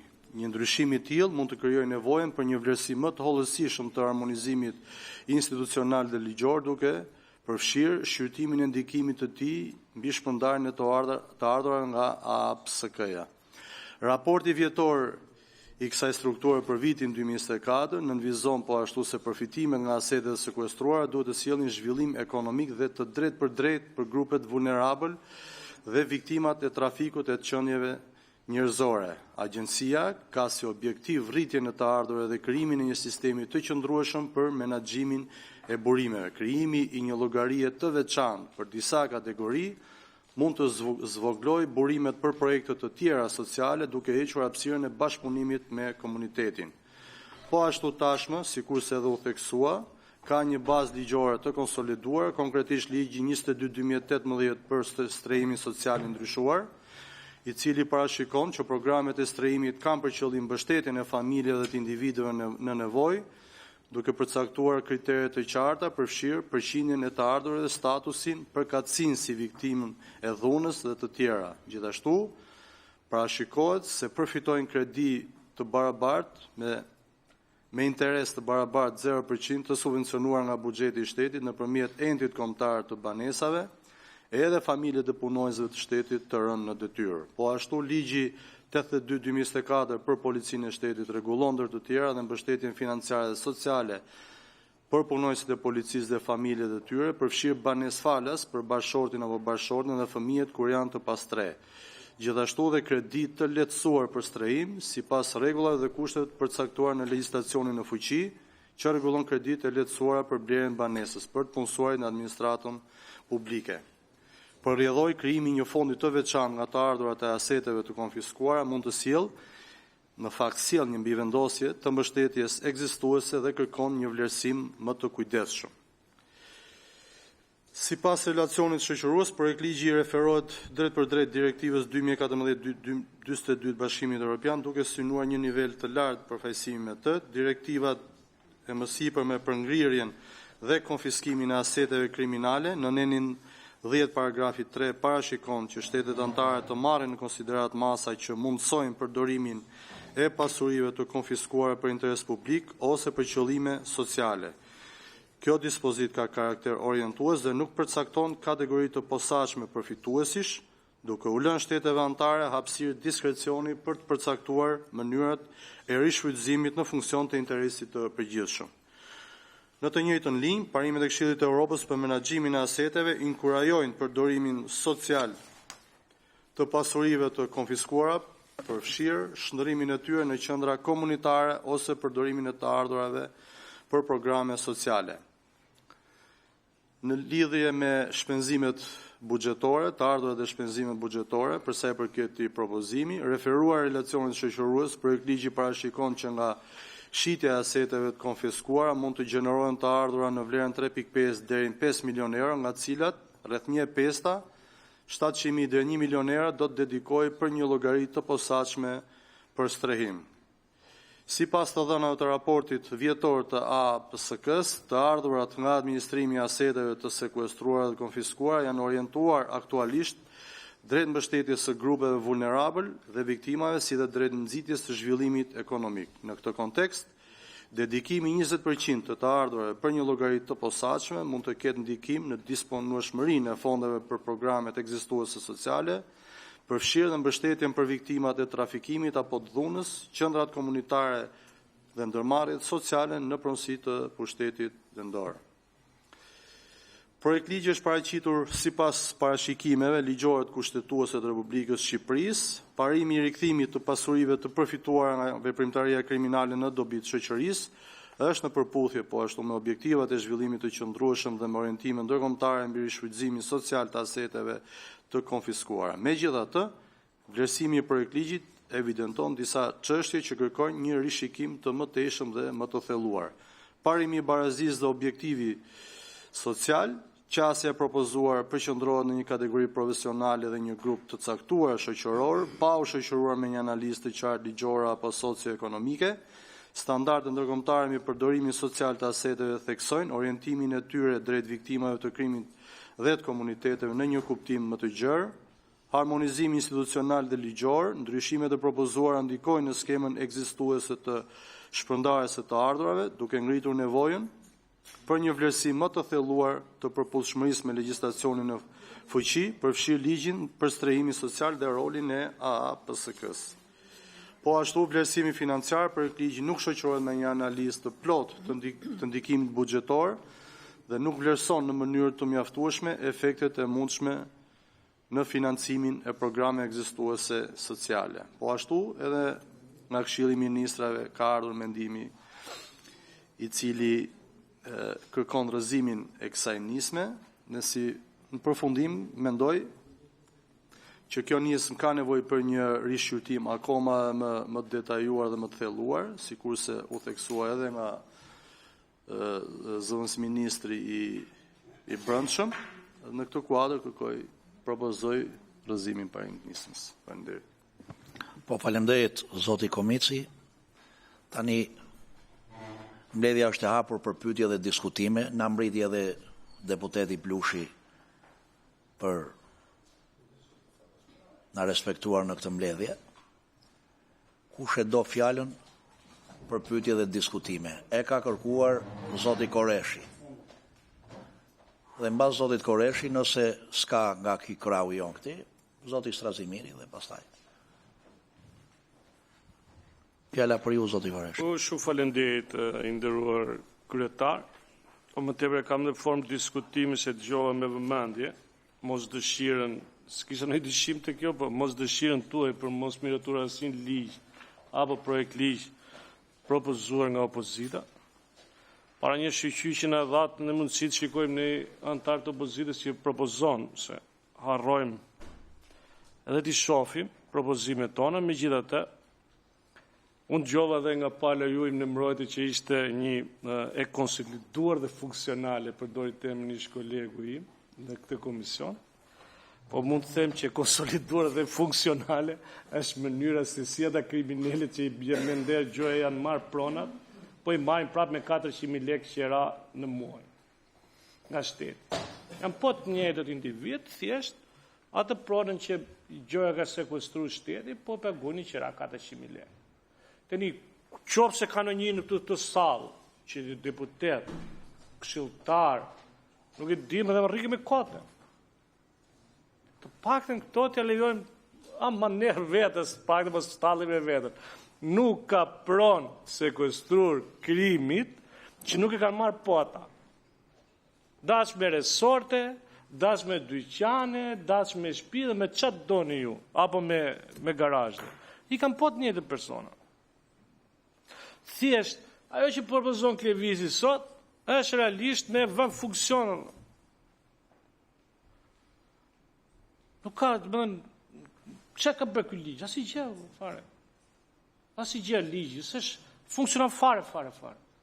Këtë do shtë të marrë shemra sot, që janë sekuestruar, ti marrim listën, e ti verifikojmë ky komision apo Ministria e Brendshme, me që në vu dhe direktori i ri, më thënë e hoqë një grup, e kishte grupi Lenës, tani mëri grupi Prenës, e kupton? Që da hanë kohë prapë 2 grupe, se tu kështu është, e kishin ata tani ka marrë këta tjetër drejtori i përgjithshëm, dhe tani prit ky drejtori i përgjithshëm që ça nuk bëri fjer, imagjinotën një që do zgjidhet dhe këtë hall dhe madh. E kupton apo? Shi, ne propozojmë diçka e para njëherë, se nuk është kthyer asnjë në policë. Ata që janë në policë duhet s'ka nevojë fare kthyer, se kemi 2 celular 17 në dorë. Nuk shef komisariati, nuk shef inspektor krime të rënda, inspektor antidroge, që nuk i ka 17 dhe 2 telefonat, por për ta po qashi për rrogat. Si ka mundësi? E dyta, sot policia shtetit, qofse do të ishte e interesuar, ka kaq bum krimesh ekonomike dhe financiare në këtë vend, se nuk luna zgje se sot tërë është prefekt saj. Ma dje po ankojnë arkitektët shkretët se ka kaq bum leku për të ndërtuar, po nuk ka më për të blerë. Ka kaq bum leku, kanë marrë dhe kështu nga ato dylli, makineri dylli, se s'kan ku i fusin më, dyll. Dhe konvertimi ka filluar euros, ka filluar me kile, jo më me lek, me euro, po me kile. Kaq kile këtu, kaq kile atje. Në qofë se ne nuk i dim këto, mos besoj se ka njëri nga ne këtu, jo, po dhe për të qenë që transparent me njerëzit. Ora, jepi mundësin, ka ca, jo OJF ishte të njështë në është bërë deputete që i ndante ato, për kush do marri, se kush do marri nga buxheti shtetit, e kupton? Se dhe atje do t'jesh OJF majt që të marrësh, pastaj po si OJF majt nuk merr projektet. Që kje? Do emrin ti? Jo, deputete, ti nuk je deputete. Po si je deputete ti? Kur të rrisësh flok tulsi, atëherë mund të gëtrohesh, po tani nuk e qëllon dot. Dhe dje nuk e qëllon dhe do të me të marrë OJF, tani lërë edhe këtë punë, se këtë dip gjithë prapë, nuk ka nevojë, botërisht e ditur kjo. Po dush marrim listat e fajve kush ka fitur. E më rregull. Kështu që te kjo pjesë me kursysh shqiptarëve të paktën çfarë? Ato që janë mundësi me i dhënë, ku di unë, me i bërë qendra kulturore, me qendra të mirë, me edhe bashkit, me edhe një drejtë që të bie që mos ketë aktivitet pra private ato, vetëm ashtu funksioni kësaj. Se nuk di unë lokale dhe resorte që janë dhe për 370 lekë vjetra në muaj. E kupton? Se themi ne vlera e këtij lokali është 1.5 milion euro, jo e sekuestruar, konfiskuar. Një lokal që është 1.5 milion euro dhe ja ne japim prot njëjtit person, më të qujtë gjajës, so si qujtë halës ati, me 307.000 lekë vjetër. Kjo ndodhë ditë për djelëre. Shkoni ngri një komision për të keni vullneti, për parë se të vini dhe të në thoni që është ligjesh funksionar, ngri një komision dhe verifikuati, një këtu di zotri që i këto asetat, kush i ka marrë këto? Kush administron konkretisht ati? Edhe shikoni që, po këshu është, po policia fli gjumë, gjithë të flin gjumë, normalisht, ata do t'i mbajnë. Se, po që se shefi komisariate ka mendjen që të lejoj call centerat në 500 milion euro do 50 që në vetë, normalisht a i smet me pun tjetër. Se rrek 50 që në gjep euro, të fatë, paketur, te kuros, edhe s'ka nevoje për vend tjetër. Ne si dikmi, por nuk ka gjysma shqiptarve, studentve, në për call centera të paregjistrur, dhe rrim, zdim gjë. Vete policia do të si bje do të zilës, pse zakorendit e zilja. Pra, kjo për ndodhë realisht, në qofë se duhem, apo imi këthyrë, që këto shtresat që klasifikoj, inderua kolegë, që të marin halëgjin, majnë sidomos ato fëmi, në qofë se ka akoma, sepse në djenin time ka shumë fëmi ish policës që nuk majnë ajse i tako, leta majnë e burë dhe edhe bëni dhe ju gjoja si ku për hipin e shpia tyre burë, leni resortit, për hiqin e shpia sa për syve faqe. Sa për syve faqe dhun jare e dham 10 shpia, dhe ata me qefi japin, se do t'i ligjerosh të tjera, thu nuk do t'gacmoj të këto tjera. Ja, ka që? Se do duhet ta një ata për shemë që jeri drejtori i ri, dhe vend gjithë të takojnë. Shush historia në Shqipërie. A do të ndryshojmë të histori këte, po thot Klevisi. A do të ndryshojmë pak të histori. Bëjmë gjoja ju prap, bëni gjoja me që jeni sot, bëni gjoja që oni 10 shpi pra legjim. Nga ato që keni sekuestruar, dhe mos ja lini po atyre. Sepse hy burg dhe prop luks, hy burg po në luks. Edhe gjithë të tjetë shtetit ta, bëjnë gjithë ta ish ministrat e tje më ratë bësë që ku i përbën jetim pasuro, po gjithë dim që janë me resorte, me nga këto bujtinat e me gjithë më ratë. Ka që pra? E ditë gjithë shqiptarë që këte e ka filanë. Vetëm shtetë, policia se diga. Nuk shko. Faleminderit. Po, zonja Çaushi e ka kërkuar fjalën. Faleminderit, Pyetje e kryetar. diskutime bashkë, besoj. Po, të dyja, në një. Më vjen mirë si fillim që zoti Balliu pas ka reflektuar dhe sot na vjen këtu me një nisëm duke menduar për punojësit e policisë së shtetit, për pos mangësive që kjo nisëm ka, pasi gjithmonë e kemi parë zotin Balliu në krye të protestës, duke organizuar dhe orientuar grupet e veta kriminale për të hedhur molotov kundrejt punojësit të policisë së shtetit. Në gjykimin tim, kjo nisëm e tij është vetëm për konsumin e tij politik, për atë vëmendjen e vet që i pëlqen ta marrë dhe jo për një zgjidhje reale. Pasi ligji ekzistus ka për qëllim administrimin dhe menaxhimin e pasurive të sekuestruara dhe jo përdorim për politika selektive. Gjithashtu mungon baza financiare, nuk ka një analizë apo një bazë që këto të ardhura janë të mjaftueshme për të përdorur për program strehimi. Gjithashtu nuk ka dhe mekanizma konkret apo kritere të qarta për përfituesit, nuk ka transparencë mbi mënyrën e shpërndarjes dhe nuk përcaktohen përgjegjësitë institucionale. Cënon parimin e barazisë mes kategorive, pra në gjykimin tim kjo nuk ka një zgjidhje reale, sepse është pa bazë financiare, pa mekanizma zbatimi dhe pa vizion afatgjat. Faleminderit. Kështu që propozoj që ta rrëzojmë. Po faleminderit zonja Çaushi. Sot apo ke reflektuar? Jo, i ezauruam fas pyetje diskutim. E thashun zoti Blushi dhe pastaj zoti Strazemiri në fund. Shumë faleminderit. Kryetar, së pari dua të uroj shoqen Zeqine urime për drejtorin e ri të policisë së shtetit, me që është i qarku të Fierit edhe me që qarku i Fierit ka shkëlqyer në luftën kundër krimit edhe kundër korrupsionit, besoj është emërimi dur. por për të rikthyer tek një çështje shumë serioze, unë mendoj që ky është një projekt ligj i domosdoshëm, një projekt ligj që sjell një zgjidhje reale për një sër problematikash me të cilat përballen jo vetëm punojësit e ndershëm të policisë së shtetit, por sidomos ato çifte të reja të cilat shohin zëvendës kryeministër me 300 apartamente dhe u duhet të bëjnë nga 3 dhe 4 punë dhe e kanë të pamundur të kenë sot një çati për të futur kokën. Realisht ju qofshi, po nuk shoh asnjë argument të qëndrueshëm se si mund të kundërshtohet ky projekt ligj për cilin deputeti Balliu meriton gjithë vlerësimet për të ngjyrimeve politike. Pra, unë do shpresoja shumë që ju të ishit të ftohur nga ajo çfarë përfaqësoni, të mendoni në radh parë si njerëz, si qenie humane, që jetoni në një vend ku jo vetëm çiftet e kanë të pamundur të kenë një apartament, por ku edhe më shumë se gjysma e popullsisë jeton në kushte ekstreme varfërie dhe për më tepër në rrethanat kur punojësit e ndershëm të policisë së shtetit janë tradhtuar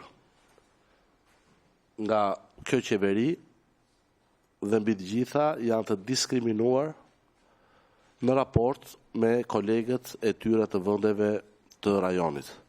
Por sigurisht nuk habitem nga qëndrimi që mbajti këtu përfaqësuesi i qeverisë, përfaqësuesi i një qeverie e cila emëroi drejtor të policisë së shtetit Ilir Prodën, në fakt e emëroi Gysa Gasi, një drejtor policie i cili qartësisht është subjekt dhe duhet të ishte subjekt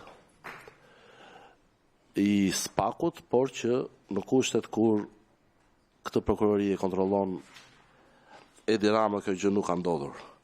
Megjithatë nuk habitem nga ky qëndrim, për sa kohë prioritet i kësaj qeverie është se kush do jetë trafikant i radhës që duhet të emërohet shef komisariati, se kush janë banditët apo trafikantët e drogës që duhet të emërohen shefa komisariati dhe mbi të gjitha, në emër të qeverisë, kundërshtohet ky projekt ligj kur të gjithë e dim dhe i referohem vetëm përgjimeve të skaj e kroçatit apo dosjeve të fundit të bëra publike nga SPAK, se si shefa komisariatesh janë të përfshirë direkt në aktivitete kriminale, nga atentate për eliminim fizik, deri tek drejtuesit, pra edhe shef komisariati, një herazi edhe drejtues i trafikut ndërkombëtar të drogës. Sigurisht që për ju një projekt ligj që meriton vetëm vlerësim për te bindjeve politike, një projekt ligj i tillë që propozon që banesat apo asetet e konfiskuara karteleve dhe bandave më të rrezikshme kriminale, për ju sigurisht, ato janë pronat tuaja, sigurisht që ju nuk mund t'ia falni pronat që i keni ndërtuar në mënyrë të palishme fëmijëve të punojësve të ndershëm të policisë së shtetit që kanë humbur jetën në krye të detyrës. Sigurisht pasuritë tuaja të palishme nuk mund t'ia falni çifteve të reja që nuk kanë mundësi sot të blejnë një shtëpi, dhe sigurisht që nuk mund t'ia falni këto shtëpi të ndërtuara dhe të blera me para të pista, nuk mund t'ua jepni punojësve të ndershëm të institucioneve të sigurisë publike. Ndaj vërtet do duhet kurajo e madhe të kundërshtosh një nisëm e cila duhet të ishte miratuar nga ju me të dyja duart. Të paktën qofte edhe formalisht të tregonit se jeni në këtë pozicion për të mbështetur punojësit e policisë së shtetit dhe ju në fakt keni guximin, keni kurajon për të dalë në dritë e diellit, për të nxjerrë fytyrën tuaj të vërtet dhe për të treguar shqiptarëve se çfarë përfaqësoni, se interesat e kujt përfaqësoni sot. me çfarë morali shkoni çdo 5 maj në familjet e dëshmorëve të policisë së shtetit? Kur këtë 5 maj, familjarët e tyre do ju tregojnë projektligjin e zotit Balliu. Dhe unë i ftoj që se me që 5 maj është edhe një muaj e pak larg, kur të shkoni të bëni këto vizitat e propagandës, i ftoj të gjithë familjarët e policëve të rënd t'ju tregojnë para syve këtë projektligj. Dhe as të mos ju qasin në pragun e derës. Është e turshme ky qëndrim që po mbani. Po ju qeshni normal.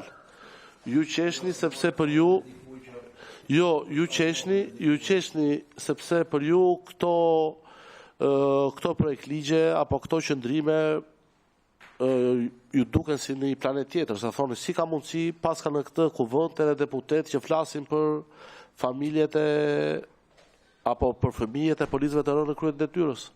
Si ka mundësi që sot ka një deputet të Partisë Demokratike që mendon për çiftet e reja, që mendon për familjet e punonjësve të policisë shtetit të rënë krye të detyrës. Për ju kjo është qesharake. Ju doni që këtu të vinë projektligje si të vjedh drejtori i radhës i policisë së shtetit.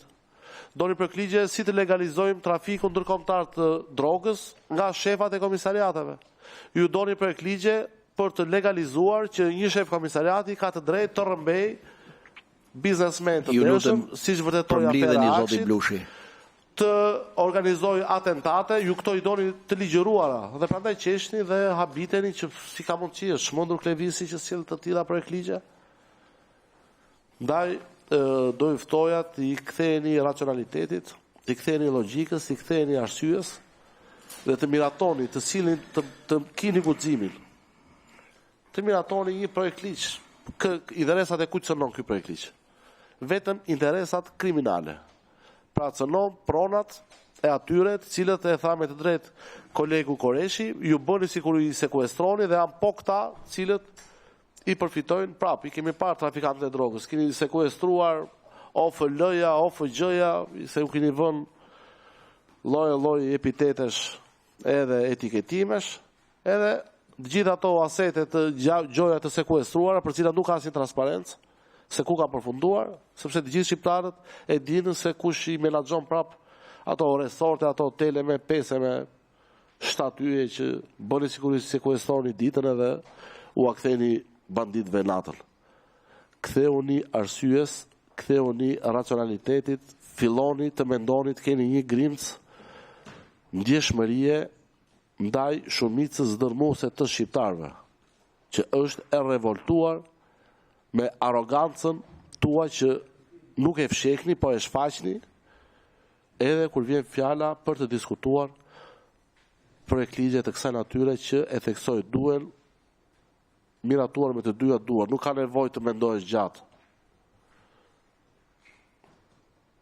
Unë dua të përgëzoj sinqerisht kolegun Balliu për këtë nisëm shumë serioze të përgatitur me kaq skrupulozitet, por që për fat të keq shoh që një shumicë e dal nga jo nga vullneti i shqiptarëve, por nga interesat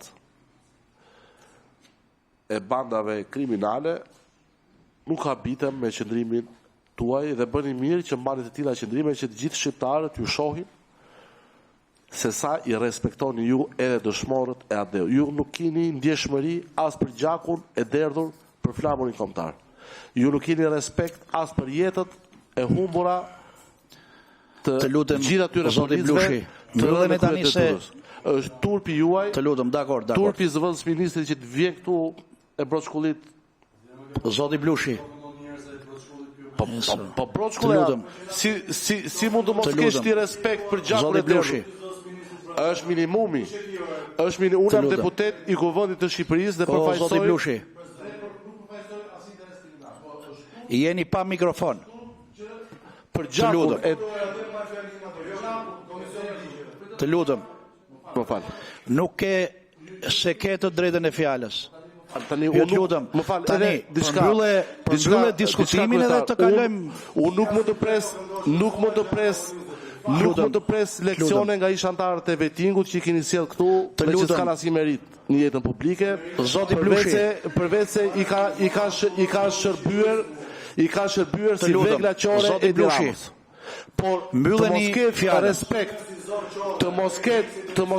të mos ketë respekt deputeti i Kuvendit të Shqipërisë për gjakun e derdhur nga dëshmorët e Adeut,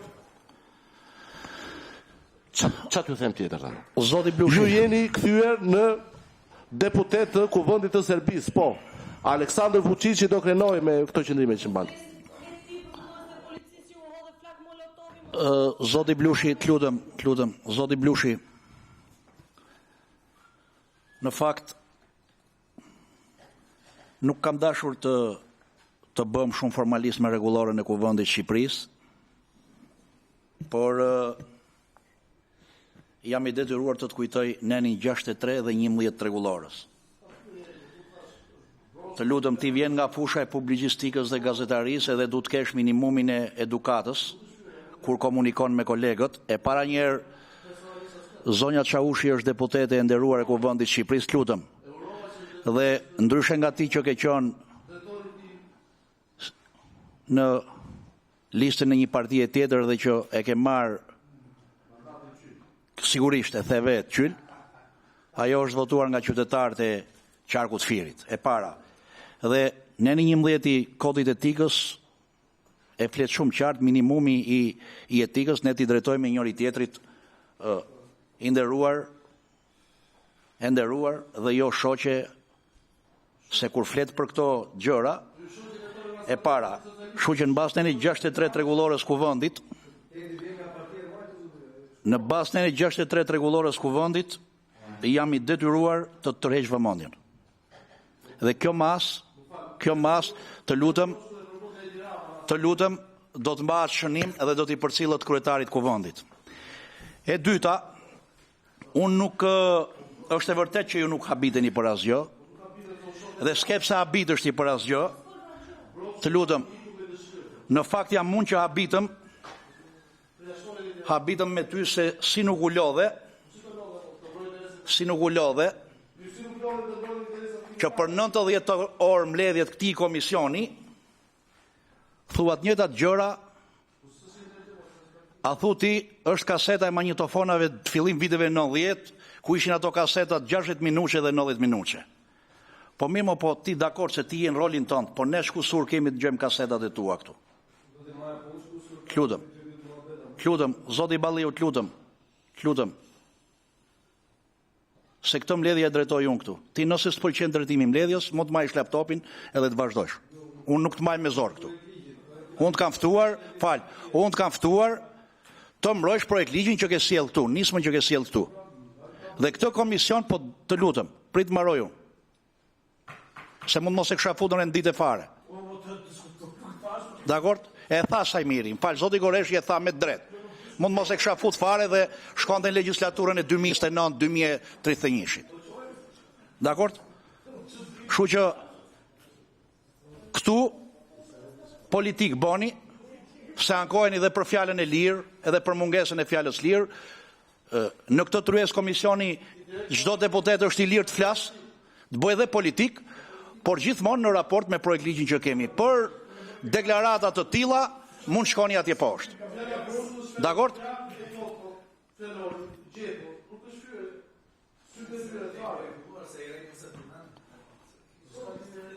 Ore, unë e di që tani vjen pranvera, ndron dhe gjaku. Më kupton?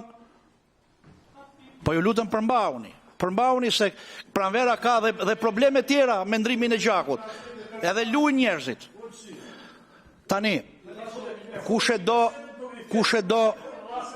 Zonja Çaushin, ti bëje replikën, por nuk besoj se ka interes ti përgjigjesh kësaj lloj gjëje. Dakord, shumë shkurt. Me ty, Zoti Blushi, unë nuk habitem fare, sepse ti të vetmi qëllime dhe detyrë që ke në jetë është të vish këtu në këtë komision, po në jetë, edhe të transmetosh të gjitha thashethemet e burgut që t'i jep madhëria jote. Kur flet ti për mandat edhe për vota, ti që duhet që i ke detyrim doktori që t'ka futur në listë, sepse shpirtin e garës edhe të votave ti nuk e njeh. Kurse për sa i përket komenteve që ke për drejtorin e ri të policisë së shtetit, unë nuk të jap asnjë lloj përgjigje se nuk e meriton jo për gjë. Thjesht në këtë detyrë shumë të rëndësishme i urojmë shumë suksese në shërbim të rendit dhe të sigurisë. Faleminderit. Dakor. Kush e do fjalën nga kolegët, nëse s'ka nga kolegët, zoti Strazimiri e ka kërkuar në emër të grupit parlamentar të Partisë Demokratike. Normalisht, qëndrimet politike mbahen në fund fare nga përfaqësuesi këtu, zoti Strazimiri fjalën, pastaj edhe ne do bëjmë qëndrimin tonë raport me nismë. Faleminderit zoti kryetar. Zoti Strazimiri, fjala për ju. Faleminderit. Në një moment mendova, kur dëgjova zëvendësministin ministrin, mendova se do të ketë një bashkëpunim. Sepse zëvendësministri ministri e konsideroi të vlefshëm propozimin e zotit Balliu, të implementueshëm dhe të nevojshëm. Pastaj dëgjova kolegët e mazhorancës që hodhën poshtë një nga një. Edhe vlefshmërinë dhe konceptin dhe origjinën e propozimit dhe thanë do të votojnë kundër. Qofse propozimi është i vlefshëm, por nuk është koha. Zgjidhja do të kishte qenë, po të kishte qenë sinqert, që po zoti Balliu, ju lutem këto propozime që keni së bashku me grupin e punës Ministrinë e Brendshme nëse ekziston. Që po merret me ndryshimet ligjore, të mund të keni një bashkëpunim dhe të keni një bashkëautorësi në këtë ligj për ta përmirësuar etj. Do të ishte në nderin tonë, do të ishte në nderin e këtij shteti dhe të këtij parlamenti, se këtu po flasim për njerëz që kanë dhënë jetën. Janë varë tash po kalben për të mbrojtur sigurinë e të gjithëve ne. Mirë po jo, nuk ndodhi kështu. Ndryshe nga çfarë tha zëvendësministri, pash dhe një mos koordinim. Domethënë, cili do nga kolegët e mazhorancës që mori fjalën e vrau ligjin me sopat, bam e coptoi. Zoti Balliu, unë me të vërtetë ju përgëzoj për propozimin që keni sjell, propozim shumë i ndjer. Unë jam besoj ndër ata të paktët këtu që kam shërbyer si drejtues i Ministrisë Brendshme dhe pikërisht këto probleme që ju i keni evidentuar këtu janë ato që në mënyrë të vazhdueshme jemi përpjekur dhe ne ti adresojmë. Dhe fakti që dikush tjetër nga një brez tjetër vjen dhe e nis, po themi, aktivitetin politik të tij me shqetësimet, për të adresuar shqetësimet që kanë këta individ, familjet e dëshmorëve të policisë shtetit në luftën kundër krimit, është me të vërtet një gjë që me të vërtet më emocionon. Mirë po, këtu nuk bëhet fjalë se propozimet tuaja nuk kanë analizë financiare. Sigurisht nuk bëhet fjalë, as se nuk po gjenden mekanizmat e zbatimit. Sallat fjalësh për ta hedhur poshtë. Këtu ka një dallim thelbësor në konceptin e luftës kundër krimit dhe ajo çfarë duhet të jetë policia e shtetit. Kemi një polici i shtetit për 13 vitesh, nga ato që i gjuan ti me molotov në për protesta. Janë që të gjithë milionerë në euro. Se jeton njëri me rrogat. Janë 160 deri në 200 oficerë policie, janë burime nga spaku këta, që rezultojnë të kenë përdorur Sky SC, atë aplikacionin e krimit, prej të cilëve 54 janë hetuar, 30 janë në burg. Ju janë sekuestruar pasurime nga 3 deri në 4 milionë euro, të gjitha me rrogë. Ju a kanë sekuestruar në momentin e parë, kur nuk është marrë konfiskim. Ju janë kthyer prapë mbrapsht. Të gjithë dhe nga i pari ke fundit, me rrogë. Nuk e di nëse ka njëri këtu nga deputetët, tu ka deputet që kanë disa mandate, që do të thotë ka disa mandate që marrin një nga rrogat më të larta që ofron ky shtet. Të dytën radhë, tretën. Kush ka bërë 3-4 milionë euro pasuri dhe investime në ndërtim me rrogën e deputetit? Asnjë. Ka për atyre që janë të mirëqen, kanë hyrë të mirëqen në parlament, po ta bësh me rrogë, nuk ka vend në botë që bëhesh zenxhin me rrogë, jo më me rrogë polici. Ky është dallimi në mentalitet që kemi. Polic milioner, polic katuni, që shkojnë i vjedhin i thyn në shtëpi e shtremët. Tu më çka ndash ke shtëpia e këtij policit? Policit plot fuqishmit zonës. 70-80.000 euro mrena. Sigurisht, po e njëta bandë që e ka leju të mbjelli kanabicin e televizijat, i ka dhënë lekën, fund fare e di po këtu i ka, tak shkon ja merr dhe marron puna.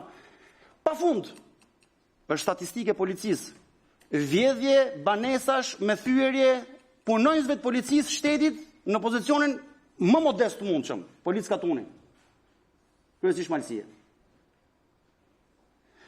Kështu që kjo lloj policie dhe ky lloj drejtimi, i cili vazhdon të punojë pa u ndjerë, megjithëse e di që janë mbi 160 deri në 200 tash, punonjës të lartë policisë, grada të larta, kryesisht të krimit organizuar, antikrimit, që kanë qenë përdorues, do të thotë partner të organizatave kriminale, duke komunikuar në Sky ECC, vazhdon e qetë.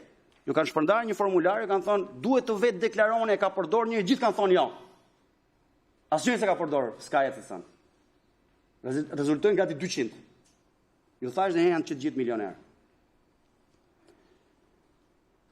Pa duhet të mbetet peng, zoti Balliu, që s'po miratohet sot kjo punë.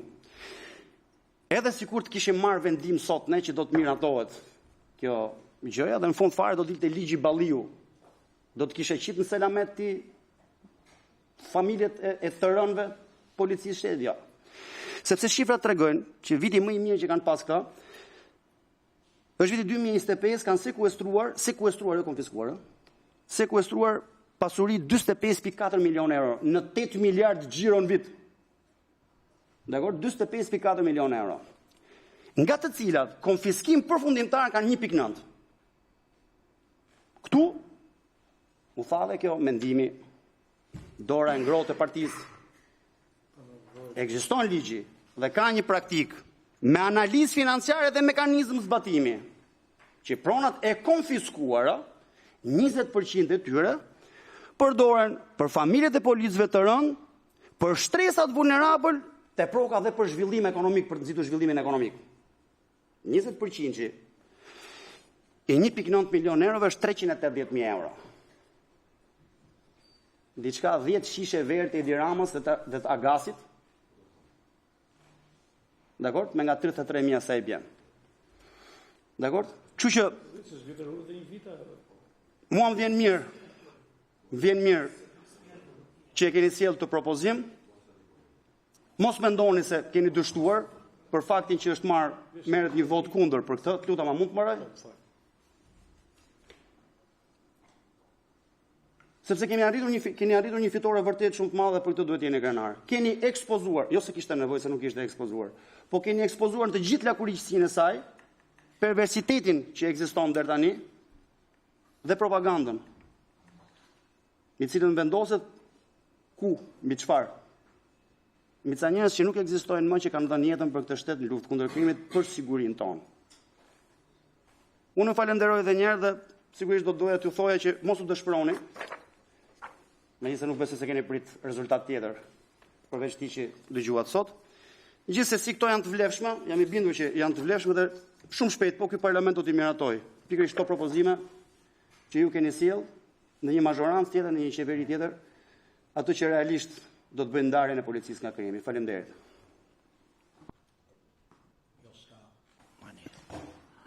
Pyeta. A ka, s'ka, ju pyeta. Edhe unë vërtet jam kryetari i Komisionit për çështjet ligjore, por përfaqësoj majorancën në këtë tryezë. Edhe do të mbaj qëndrimin në lidhje me nismën e deputetit Klevis Balliu, sa i takon ndryshimeve që ai propozon.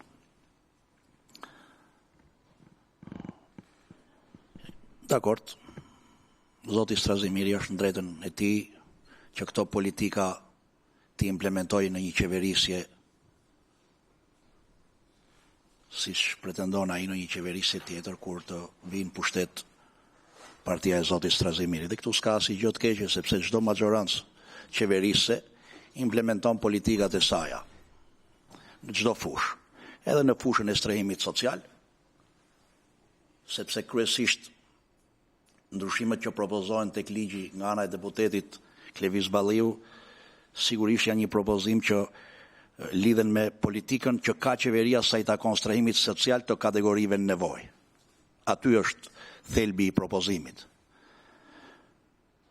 Kështu që s'kemi asnjë gjë kundra ne, kur do që ju të vini në pushtet me votën e shqiptarëve, ta rishikoni edhe këtë politik që ne si qeveri kemi zgjedhur me asetet e sekuestruara të botës së krimit.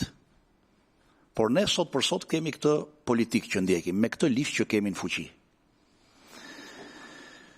Edhe ne I kemi ngritur këto shqetësime. Nuk është se nisma e Zotit Balliu ngre për herë të parë disa shqetësime në lidhje me përdorimin e aseteve kriminale nëpërmjet sistemit drejtësisë, pra sepse po flasim për asete të sekuestruara dhe të konfiskuara që rrjedhin nga një proces penal. Është e vërtetë ajo që lidhet me përdorimin e këtyre aseteve që shpeshherë kanë ndjekur një qëllim tjetër nga destinacioni që ka ligji. Por ne e kemi ngritur këtë shqetësim. I pari që e ka ngritur këtë shqetësim është kryeministri I vendit Edi Rama. Dhe që jo më kot, në ato agjensi ne kemi bërë reforma të thella strukturore. Është një agjensi që bazën e veprimtarisë e ushtron përputhje me ligjin, por edhe në bashkëpunim dhe koordinim të ngushtë me organet e drejtësisë. Dhe sot, përveç se një agjensi ekzekutive që është nën monitorimin e ekzekutivit, kjo agjensi është edhe nën monitorimin e organeve të drejtësisë. Se flasim për pasuri dhe asete që asaj agjensie I vjen në dispozicion nga sistemi I drejtësisë. Unë nuk dua të hyj tani të flas se si administrohet sot ajo agjensi, ku në përbërjet e saj agjensie, në bordin e asaj agjensie, ka përfaqësues nga të gjitha institucionet, përfshi edhe përvojën e posaçme kundër korrupsionit dhe të krimit organizuar. Dhe koha se si administroheshin dhe përdoreshin këto pasuri deri më dje, ndjeni intime edhe për shkak të funksionit që kanë mbajtur, sepse kanë patur përfaqësues në ato agjensi, ka perënduar. Ka perënduar një herë për gjithmonë. Ato pasuri sigurisht që kanë filluar të administrohen tërësisht për qëllime sociale dhe të politikave të kësaj qeverie, sa I takon jo vetëm strehimit social, por edhe qëllimit të përdorimit publik. Mjafton të hyni në Google dhe të shikoni veprimtarinë e agjensisë apo të ndiqni faqen e agjensisë, do ta kuptoni që ky regjim administrimi I këtyre pasurive nuk është ai që ishte deri më dje. Ka ndryshuar. Jemi përgjigjur edhe këtyre ekzigjencave që kanë ndodhur deri më dje. Sigurisht unë nuk dua të aludoj, sepse nisma e Zotit Balliu është dorëzuar me 16/12/2025, qeveria ka hedhur për konsultim publik me 19/12/2025, ndryshimet në ligjin për 19/12, po I 11, një muaj përpara, në mos gaboj se këtu e kam këtë, jo, Kuvendi I Shqipërisë thot numër protokolli 4068 datë 16/12/2025 thot nisma e Zotit Balliu, e kam këtu unë, me vull të kuvendit, ndërsa nisma e qeverisë për ndryshime në ligjin numër 34 të vitit 2019 për administrimin e pasurive të sekuestruara e të konfiskuara të ndryshuar është hedhur për konsultim publik në datën 19/12/2025. Dhe është për konsultim në rrjetin e gjithë ministrive, por dhe të organeve të sistemit drejtësisë për të marrë mendime dhe këtyre institucioneve. Siç është për mendim edhe projekt vendimi për një VKM që ka të bëjë me përcaktimin e rregullave dhe procedurave të trajtimit ekonomik dhe financiar të familjarëve të punonjësve të policisë shtetit që humbin jetën për shkak detyrës dhe punonjësve që plagosen ose dëmtohen gjatë ose për shkak detyrës. Dhe që të dyja këto nisma të qeverisë, qoftë projekt vendimi Këshillit Ministrave, qoftë edhe ndryshimet në ligjin për agjensinë që janë hedhur për konsultim publik, sigurisht I kanë pjesë të trajtimit edhe të kësaj problematike që le të themi adreson edhe nisma e zotit Balliu. Dhe unë e falenderoj për nismën. Dhe ndryshe nga qëndrimi që mbajti zoti Balliu në tryezën që kishim me Westminster Foundation lidhur me rolin e parlamentarëve atje që këta i kritikuan nismat e deputetëve, sepse thonë nuk duhet të ketë ndryshimet të legjislacionit me nisma të deputetëve, unë e përgëzova, jo ti personalisht, jo ju personalisht. Nuk e thash për ju personalisht, por forca që ju përfaqësoni, që e kritikuat këtë mënyrë të ndryshimit të ligjeve, unë e përgëzoj, sepse është një kompetencë që parlamentarëve të këtij vendi u jep Kushtetuta e Republikës së Shqipërisë. Dhe të sjellësh një shqetësim të një deputeti në formën e një ndryshimi në një ligj në fuqi, unë e përgëzoj. Sjell ekzigjenca të votuesve, të shtresave që përfaqëson. Kështu që nisma duhet përgëzuar në thelb. Por a ka patur nevojë për një rakordim në kohë? Në momentin që qeveria ka hedhur për konsultim publik ndryshimet në ligjin 34 të vitit 2019, nisma e zotit Balliu edhe mund të tërhiqështë edhe të bëheshte pjesë, sugjerimet në lidhje me këtë projekt ligj mund të bëheshin pjesë e ndryshimeve që ka hedhur qeveria. Ishte një nga rrugët që e parashikon rregulloria. Sepse ndryshimet që propozohen, nderuar koleg, dhe këtu e kam dhe për deputetin Klevis Balliu, synojnë të hynë në thelbin e ligjit që ne kemi sot fuqi që ka të bëjmë me politikat e strehimit social që ka qeveria shqiptare.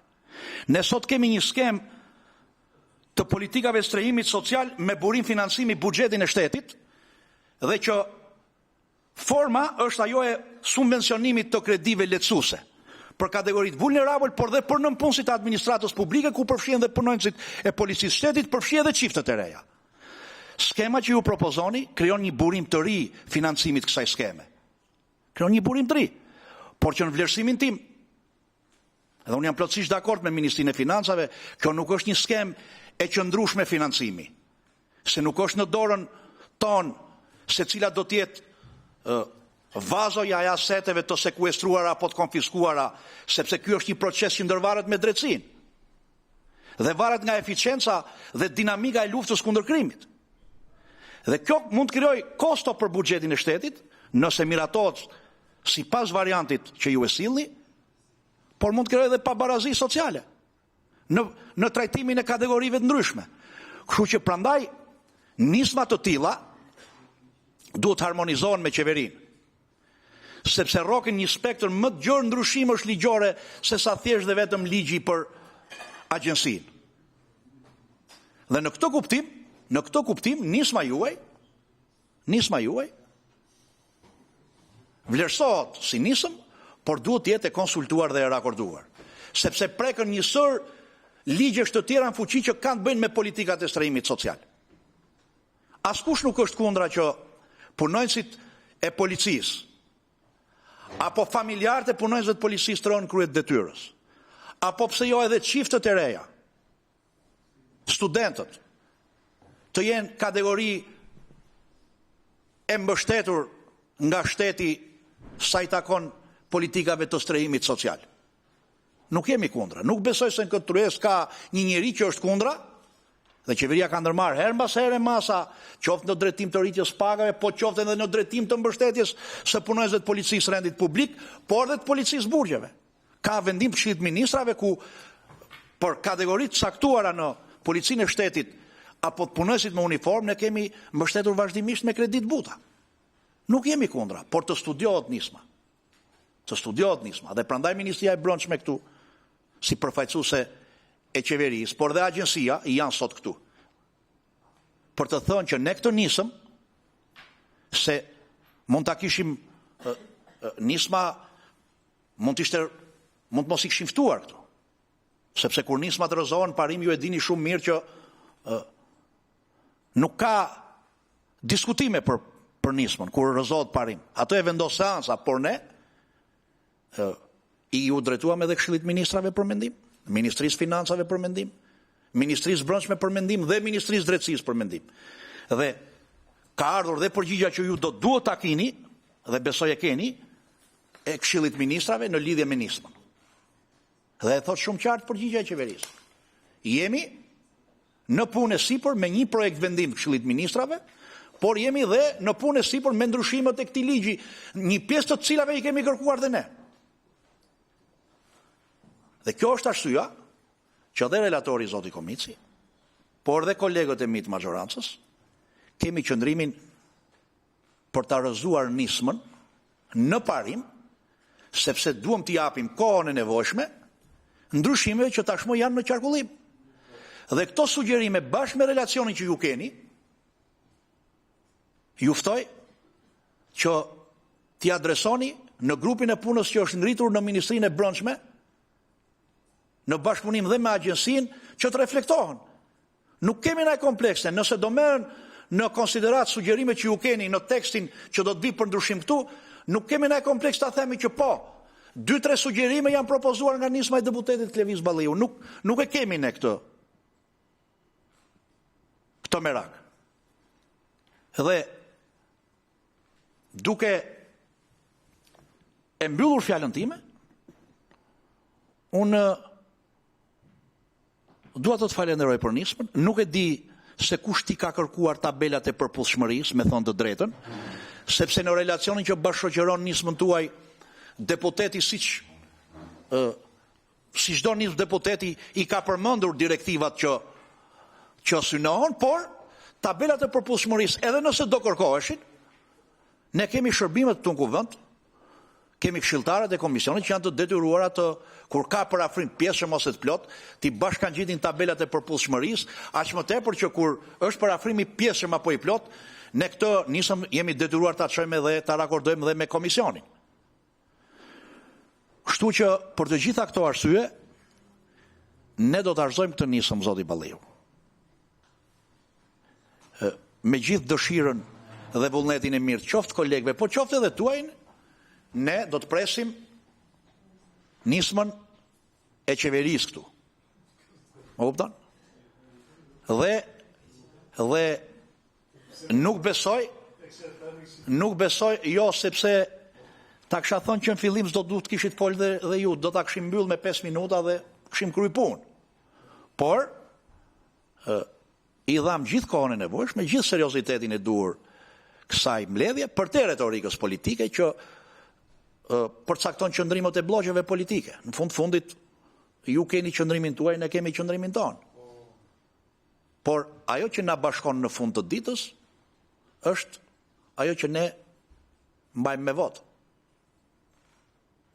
Kështu që, përpara se unë të kaloj në votimin nën për nën, në miratimin parim, në votimin në parim të këtij projekt ligji, sepse kur rëzohet parim nuk ka shqyrtim nën për nën, edhe një herë sipas rregullorës e kam detyrim nismëtarin ta pyes për fundit, I qëndron nismës apo e tërheq nismën. Nismëtarin dhe pastaj përfaqësuesit e Këshillit Ministrave. Kështu që zoti Balliu, shumë shkurt me nismën tuaj I qëndroni apo do ta tërhiqni nismën që ta bashkoni me zotin Qefalia që e kryeson këtë grup pune për ta sjellë në variantin e ndryshimeve që do të vinë nga Këshilli I Ministrave. Fjala është për ju. Do të kthejmë të përgjigje pyetjeve dhe të kolegëve të majorancës dhe të opozitës, siç e ka dhe rregulloria.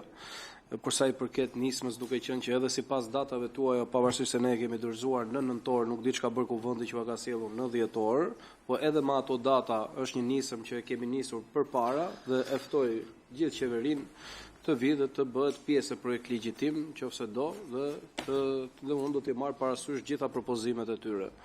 Në lidhje me ato teza dhe çështje që u ngritën këtu. Po e filloj pikës pari. Të lutem, zoti Balliu, nuk rikthehet diskutimi nga e para. Të lutem shumë sepse shikoj lutem. Sipas rregullorës zoti Balliu.